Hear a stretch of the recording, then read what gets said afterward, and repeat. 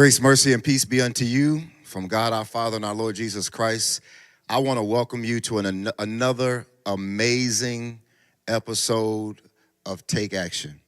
Now, I want you to not change the dial. Of course, I'm not Pastor Keion, but I am tremendously blessed to be able to address his audience and those who he brings leadership to. I thank God for this opportunity to address you. It's always a privilege. It's always an honor to be able to minister to the people of God. And we're praying for him. But I promise you, listen to me, God has a word for you. You have been set up today that this word, I believe, is going to be life-changing. First of all, I want to just remind you of what God is doing in our ministry and in our midst. I want to give you an update because we've tagged this as the month of winning. We have tagged this as the year of wealth and wisdom. And I'm telling you, I don't understand why people don't serve God, because he has done more than I ever expected. He's done more than we ever expected. And so I want to just give you an update on how God is blessing some of you all, his people, since Sunday, right? This is only Tuesday. Since Sunday, our miracle report has increased by $157,000 and $154,000 has been the increase just since Sunday. We are now standing at a grand total of $51,908,105. Like, it's mind-blowing the stuff that God is doing. These numbers it's got the right name. It's a miracle report because God is miraculously canceling debt and increasing income. And Pastor Keion told us that it wasn't over with the college fund relief. And did y'all see what Joe Biden just decided to do? I'm telling you, there's a prophetic atmosphere here at the Lighthouse Church, all the campuses, and right here on Take Action. Listen, that's not it. In refunds and people, we're not just talking about money or debt being erased, but people receiving money. We are at $660,898.96. I don't know what else to tell you. Listen, I don't even want you to wait until I'm done teaching to start giving. If that there is not enough for you to say, Lord, I need to sow into this, I don't know what will be.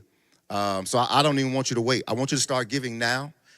At the end of this, we'll give you a reminder, but I want you to just go ahead because you've heard the goodness of the Lord. You've seen what God is doing, and you know what kind of ground this is. I want to tell you that in this month of winning, God is so good. Before I even knew that I was going to need to be on this platform, I was meditating and the Lord gave me this word. He kept talking to me about time. He kept talking to me about time. And so there is a word that I want to share with you in this winning season that I believe is in your heart and that God has shared with me even before I knew I would be talking to you. Here's what I want to talk about tonight. It's a question that I believe many of you have. It's, when will I win? Right? W-H-E-N, when will I W-I-N? Some of you are wondering, when is it going to be my turn? When is it going to be my time? And so when we task this as winning, the month of winning, and we say this is the year of wealth and wisdom, can I just be honest? Because I want you to be honest with me, and we're in the chat. I want y'all to like. I want y'all to share, please. I need many of you to share this because this is about to be powerful. Trust me. And I feel it brewing. I feel the anointing already. You're asking yourself this question, and when we tag these seasons, you find it hard. You get excited, but it's shallow. You clap, you give God praise, but in your heart of hearts, for many of you, it's hard because you just don't believe that God's going to do it for you, and you just don't see how it's going to work out. And so I want to share a word with you that I've never shared before. God started speaking to me on Saturday about this word. I come to church Sunday, and pastor is preaching something similar. Some of the things will be similar. You'll see the connections. And it was just God just kind of confirming his word because he knew we would be here together on this platform today. And so I want you to focus in because God's got something that he's about to give you that is life-changing. Share this with somebody. Like it, love it. Give me the fire emojis as we're teaching today. The clapping hands. I need the energy around this because it's about to be life-changing. The most pertinent question when you're going through anything, because when you're talking about it being your winning season, and you're talking about it being a year of wealth and wisdom, you got to know, the Bible says, for I reckon that the suffering of this present time is not worthy to be compared to the glory that shall be, right? What the Bible teaches us is that seasons of winning and seasons of wealth and wisdom are preceded by seasons of suffering. Are y'all with me? So the pertinent question when you're going through tough seasons is, I'm waiting on God, and I know I'm waiting on what he promised me, and I'm going through this tough season, and I'm just waiting on him. And I believe in what he promised me. I'm trying to believe what I saw. But the most pertinent question that is asked is, when, Lord? Like, I'm trying to believe that you're going to do what you said you would do. I'm trying to trust that it's going to work the way you said it would work, but when will it happen? When will it happen?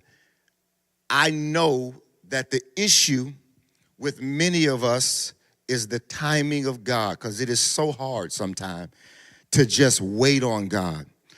And so I got some things that are going to be life-changing. If you could just stick with me for maybe the next 20 to 30 minutes, just somewhere in that time frame, I'm going to try to do my best to let this word change your life. Let's go real quick to the book of Ecclesiastes real quickly.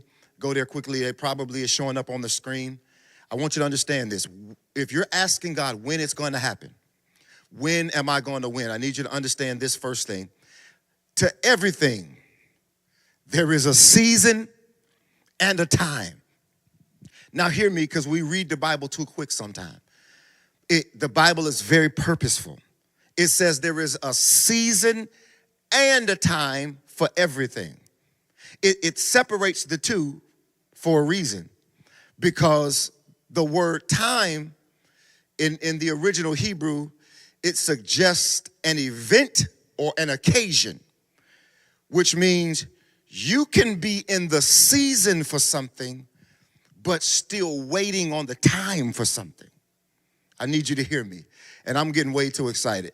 But the seasons change, and I can sense the season, and sometimes the frustration is that I know that I'm in the season, but it's not yet the time for it.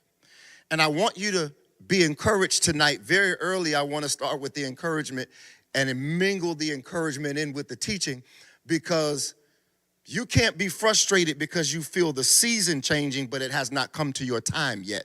If you're in the season and it's supposed to happen in summer, when you feel summer coming, you ought to get excited, because you know that must mean the time is drawing near. And we're going to make it make sense in just a minute. And so some of you are frustrated because you sense the season, but you have not come yet to the time. And your win, your miracle is coming. It's just got to be the right time. This word time is an interesting word, and there are just two real quick that I want to share with you that we kind of bounce back and forth with. One of them is the word chronos. That's the Hebrew word for time. One of the Hebrew words for time. It means chronological. It's where we get our word chronological order from. It means I have to wait my turn. It means 2 comes after 1. It means 3 comes after 2. It means 4 comes after 3. I have to wait in order. But then there's the word kairos that suggests due season. That when the season comes and God determines that it is my time, that is when it's going to turn around for me. that you must understand that God has fashioned a particular time for you to win and a particular time for this miraculous thing that you are believing for, that he has promised you to come to pass. That it is literally sitting in an epoch or a dispensation or a time frame waiting to be released to you. You must understand time if you're going to walk in faith, because God is a God of time. He is very much a God who will do things in his time, in so much that we do know certain things can expedite time. That's not what I want to talk to you about tonight, but we do know that Jesus told his mother, it's not my time, but because of her faith, and she told them gave them some instructions, and because they did it, he went on ahead and worked a miracle, even though he said it wasn't his time. That's for another take action. That's for another message, another lesson at another time. But I need you to understand that because you're in the season and it hasn't quite come to the time yet, you can't be frustrated. What does Revelation 22:13 say? That God is speaking and he says, I am Alpha, hear me, and Omega, the beginning and the end, the first and the last. Listen to what he says. We skip through. We love to talk about the Alpha, the Omega, the beginning and the end. The two most important words that he uses is the I am. That's more important than what he's describing. It's more important than the beginning and the end. You've got to get to the I am first, because when God declares I am, it's very powerful. Remember, he told Moses, and Moses says, hey, when I go to Pharaoh, who should I say sent me? God told Moses, he said, just tell them, I am that I am. Tell them I am has sent you. Now, in the Hebrew, that means, and I just want to use that because I want to give you more context of what God is really saying when he says I am. It is, in the Hebrew, it is Ayah, Asher, Ayah. It means I will be that I will be. In other words, I transform. I'm whatever you need me to be. So when he says I am, he's literally saying I am the essence of that thing. If I am Alpha and Omega, if I am it, I can't be limited by it. God is not limited by time. You got to understand how he works. So while we're worried about time and we're concerned about time, because many of you are past what plans you had, you're older than you said you wanted to be. When you wanted to be married, you thought by now you'd be a millionaire. You thought by now this would have worked, this, that, and the other. There's an old adage that says God laughs at our plans. But Abraham teaches us that you're never too old for God to work what he wants to work in your life. You need to understand God and timing. God is not nervous about time. He holds time in his hand. He said, I literally am the beginning and the end. I am it. It's who I am, right? So I can't be limited by what I am. I can't be limited by time because I created time. And there's never a time where the creator is limited by what he created. Y'all hearing me? So give God more credit than to be nervous about time. When am I going to win? When will this miracle come? It's going to come in the timing of God. But it gets more interesting. Understand, when he says, I am the Alpha and Omega, I want you to understand how God works. See, for us, we work from beginning to end, which is why we get nervous about time. We have to read books cognitively from beginning to end to understand them. We walk forward. A lot of what we do goes from beginning to end. But God doesn't do things that way. God goes to the end first. And he works out the end first. And then he comes back to the beginning. He has you to be born, has your mother meet your dad, and then you come into the earth realm, and now he's walking you through the steps of your life, getting you through things, leading up to the beginning or to the time that you're worried about. But God is not worried because God had already worked that thing out. He's literally getting you to something that he has already created for you. He is not reactive as it relates to what you're going through. This is why God does not panic when we're going through anything. This is why God does not panic when you make mistakes, because he already has it set for you the way it's supposed to work out. And I need you to understand, when the enemy is messing with your mind, when the enemy is making you doubt God, when the enemy is messing with whether or not this is going to happen for you, you got to remind the devil, the God that I serve has already worked this thing out. He is the beginning and the end. He has already fashioned my days. He's already worked out how it's going to work out. So your WIN, and you're wondering when it's going to happen, when will I win? When will my season come? When will this miracle happen for me? There is a time fashioned for it. And you're in the season for it. You just got to wait on God's timing for it. I hope somebody's getting this. I need you to share this because I'm getting ready to get a whole lot deeper before we end our time together. Please, I need you to share it. I need you to light up the chat. I need all of the fire emojis. I need all of the hand claps. But please make sure you share this with somebody. Make sure that you are not being selfish, because you're about to win. There's about to be a miraculous season that's about to happen for you. You're done with your seasons of defeat. You're in a season of victory. Don't be selfish. Share this with somebody. And I want you to tap in the chat. Type in the chat. I'm in the season, I'm about to be in the time. Type it in there. I'm in the season, I'm about to be in the time. What did he tell Jeremiah? And this is what blew my mind, because I'm studying this, and Pastor preached it Sunday. He said, it's my favorite scripture in the Bible. You can go on my website. It's there. Before I formed you in the belly, I knew thee. Before I formed you, your time was already allotted before you got here. Before I formed you in the belly, Jeremiah, I knew you and I ordained you a prophet. I didn't wait till you got here to start working out your time. I worked your time before I allowed your father to meet your mother, before you were even formed in the belly, before your mama and daddy went on their first date. I had a plan for you. Are y'all getting this? Now, I feel the power just from this word sitting here in this sanctuary on the other side of this camera. I know you've got to feel what God is doing. Your win, your WIN is set in time. And can I tell you a secret? I need, whoa, Jason, I need y'all to give me a tight shot, please. Here's the secret. The secret is God is not panicked by your trouble. Your troubles, your trials, your tribulations, you not having enough money, your children acting up, your marriage being on the rocks, your depression, all of the things that you're going through that are causing you to be distracted and all. God is not panicked by that. He's already worked out the time. Are y'all with me? Now, here's the key to all of this. Here's the key. We get into the home stretch.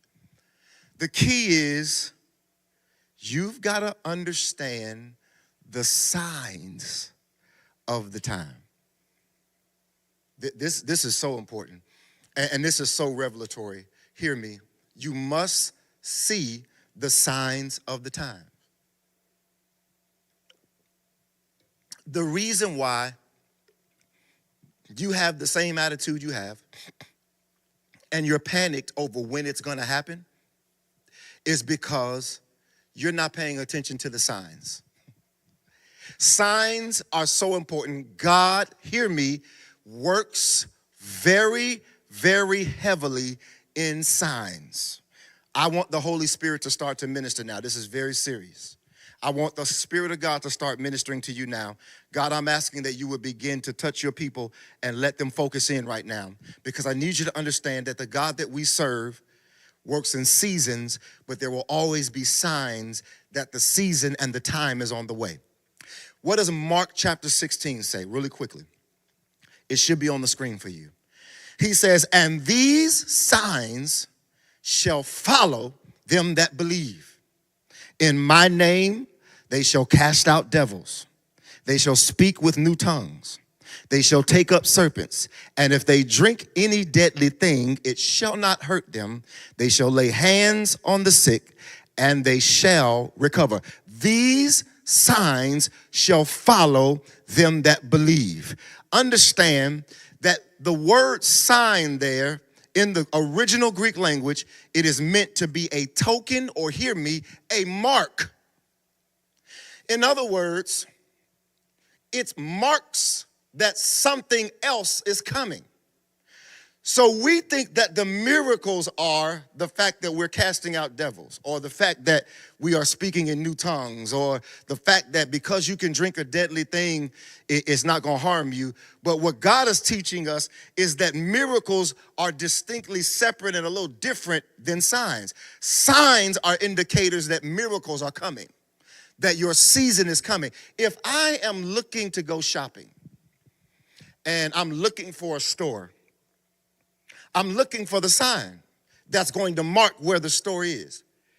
Now, if I'm actually trying to go shopping, who's going to stop and see the sign and then stop and say, oh, okay, there it is, I'm good? No, the sign is just an indicator that the real thing I'm looking for is through those doors. The real thing is beyond the sign. The sign just marks that I'm close, or I have arrived, and I'm getting ready to be in what I've been expecting to be in. God says, I'm giving you signs to let you know that this is the mark that your season and your time is here. And the problem is that we are not paying attention to the signs. You're still down and depressed because you've not seen the sign. You would be praising God. You would be walking in faith. You would change certain things if you saw the sign. God says, I've given you the mark that something is changing in your life, and we're ignoring it. We don't know. We're still moving the same way. What does Matthew chapter 16 say? Real quick. I just want you to know that God moves in signs very heavily. You can't ignore the signs. The Pharisees, verse 1, Matthew 16:1, the Pharisees also with the Sadducees came and tempting Jesus, that's important, desired him that he would show them a sign from heaven. No, so they really weren't expecting a miracle. They were testing Jesus. All right? So this is why this is different, right?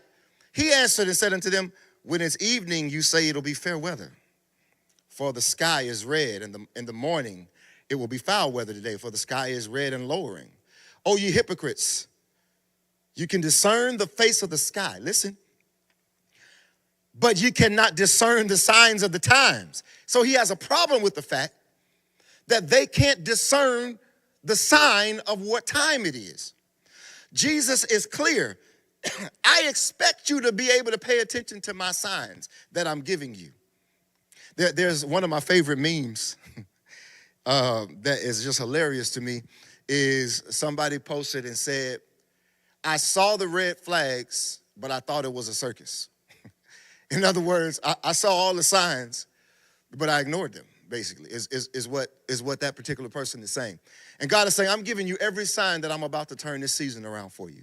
He goes on to say in Matthew chapter 16, a wicked and adulterous generation seeketh after a sign, and there shall no sign be given unto you but the sign of the prophet Jonas, which is the cross, right? Why? He's saying the wicked and adulterous generation seeks after a sign for the wrong reason. You can't even discern the signs that I'm giving you.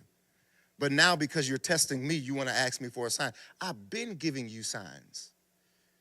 And you've been ignoring the signs. I want to warn you that there's always a sign that your season is turning. There's always a sign that God is about to turn things around for you. There's always a sign that you're in the season. It may just not be your time. God always gives you things to show you that your win, your W-I-N, is about to come. And so you're asking God, when is this going to happen for me? And God said, you don't see these signs? You so caught up in your grief, you can't see that this is so ministering to me right now. I don't know who else this is ministering to, but you can't see that I'm about to turn this around for you, that you're this close. Listen, if you don't see the sign, the miracle will come and you'll be unprepared for it. That was good. Let me say it one more time. Listen, share this. I'm telling you again, share this with somebody. Don't be selfish. If you don't see the sign, it's not going to stop the miracle.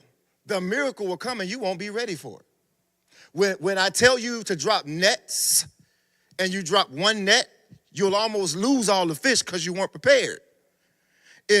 Peter, if you can't tell that something is about to turn around for you, I don't know what to tell you. The first time you went fishing, Jesus wasn't on your boat. Him being on the boat is a sign something is about to change.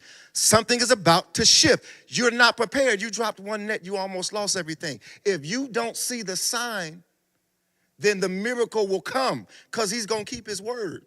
But you won't be prepared. Listen, this is what this means. It means get ready. You got to get ready for the win. You got to get ready for the miracle because it's coming. You got to be ready. Can I tell you that Mary and Elizabeth both got miracles? So Mary got her miracle first. By the time Elizabeth got hers, Elizabeth got her miracle first. By the time Mary got hers, Elizabeth was already about 6 months. Mary was just a fetus. But Mary was having trouble believing the miracle. Because, Lord, how? Which, by the way, brings me to wonder. Because miracles, signs, and wonders. And they all have little distinctions about them that is another teaching for another day. But Mary is experiencing a miracle and a wonder. Because, Lord, how? I haven't even known a man like this. Is the kind of miracle and wonder that could get me in trouble. It's dangerous because the people could stone me for being an adulterer. And my husband that I'm betrothed to, how can he believe this? You're telling me the Holy Ghost. Okay, no problem, Mary. The miracle is already in you. It's on the way. But I'm going to give you a sign. Go see your cousin Elizabeth. Go see her. Elizabeth is older. She's way past the time that she should be having a child. But you walk up on her, and when you walk up on her, not only do you see that this older lady is with child, which is another miracle, but as a sign to you, I'm showing you what I did for her. And by the way, when you walk up on her, the baby in her belly kicks and leaps, and it lets you know that you came carrying something that was bigger than you. That sign is what's about to help Mary get through her pregnancy. Now she can start preparing herself to carry baby Jesus, because before then she had this fetus, but if you know anything about a fetus, it's so small you really can't even feel that it's in you besides the signs of a first trimester. So her stomach is not big, but she was given a sign to know that even though you haven't manifested the way Elizabeth had, it's time to go home, for you to go home and get ready, because it's coming. Your stomach is about to grow. I need you to understand that it's time for you to start preparing to carry and deliver what God said he would do. When, W-H-E-N, will I W-I-N. The time is coming. You can't ignore the signs. This miracle report that we read every Tuesday and every Sunday, come close. It's a sign. It means that if God is doing all of this with people's money, that you're in the season of wealth and wisdom, that you're in the season of winning. And so if you're in the season for it, don't ignore the signs, because what it means is your time is coming. Do y'all hear me? I'm trying to make it as clear as possible. I'm trying to make it as clear as possible. When you're hearing $51,908,105 that has been erased, you're hearing $660,000, $898,000 and 96 cents. It's ridiculous. All of these numbers that people are being blessed. And these are refunds. The second number is refunds. It means that we're in the season. Don't ignore the signs. So I'm hearing all of this. Why am I still sad? Oh, no. I'm praising God. I'm getting ready. Because I know I just got a few more days to be broke. I got a few more days until I get to my overflow. I got a few more days until my family comes together. I got a few more days until my body is healed. When you hear about our prayer leader, Sister Tony, being healed of cancer, that was a sign. You shouldn't ignore that. It means you got to get yourself ready because we're in the season of healing. These are signs that God is saying, I'm about to spin the block for you. I'm on my way. I'm on my way around the corner. I'm closing. When you see the signs, when you realize you've been marked, stop asking God when. Know that it's coming. You've been marked for a miracle. There are just two things you got to do and we're done. When you see the sign and you realize you've been marked for this miracle and that this win, this W-I-N is on the way, you must do number one, you must change your speech. Change the way you talk. Sometimes it's hard because you still want to talk based upon the reality that you feel like you're in, right? But perception is reality. I'm meditating on something else. My season is coming. I got to get ready for it. I'm about to change who I am and how I talk, even before I get it in my hands. Stop talking defeated when there is a win on the way. You're about to get victory, so stop talking like you're defeated. Death and life are in the power of your tongue. You shall eat the fruit thereof. Change your talk, even if it makes you look crazy because people will maybe say you're talking in a reality that they can't see. Who cares? There's a victory coming. Start talking like you're victorious. Change your speech. Type that. Last thing, and our time together is coming to a close. It's always a privilege. It's always an honor. The last thing is you got to change your actions. You got to already act like you're in victory before you feel like you have the victory. God has already given us the victory. The time has already been set. You're just walking into the time. You're already in the season. You've already been marked. You've been marked for greatness. And I want you to know the answer to your win. You're saying, God, when am I going to win? God said the time is drawing now. I'm praying for each and every one of you who are watching this tonight. And I'm going to say it one more time. Don't be selfish. Mothers, share this with your kids. Share this with your spouses. Share this with the people on your job. Share this with your aunts, your uncles, the people that go to your church. Whatever city, whatever state, whatever country, whatever continent you're on right now watching this, share this. I'm telling you, this is going to be the thing that is about to cause a chain reaction of victory to break loose. Pastor Keion has already declared this as the month of winning, and this is the year of wealth and wisdom. And you're there. Listen, I want you to get your hearts and minds, if you haven't been doing it already, this is the time. Don't wait. Don't act right now. Don't be reactive. I need you to be proactive. What you're about to give, what you're about to sow right now, hear me very well. It needs to represent not where you are, but it needs to represent where you're going. It needs to represent the victory that you know is on its way. God bless you as always. We are praying for our leader, Pastor Keion. We thank him for giving us this time together and sharing his platform. We keep him lifted. We love you. And as always, this is definitely your season to take action.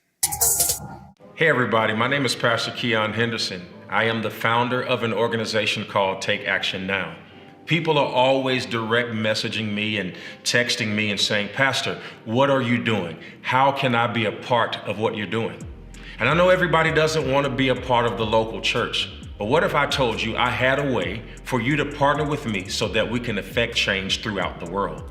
Hence, Take Action Now, a 501c3 nonprofit organization committed to advancing individual agency and social progress by protecting, strengthening, and uplifting the underserved and disenfranchised throughout the world. We're doing humanitarian things, teaching entrepreneurism, teaching home ownership, and institutional inequities, cultural deficits. We have our ear to the ground, and we need your help to make a difference.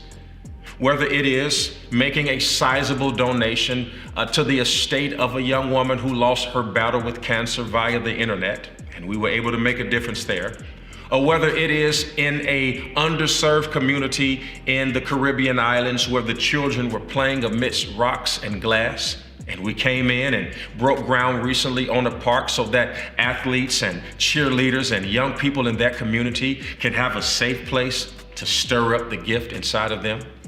Whether it is paying the utility bills in cold climates for seniors, or just helping basketball players get the proper uniforms of football players. It's just us making a difference through financial literacy and technological empowerment and mentoring services. This is what we do. And all I'm asking you to do is become a partner with me right now.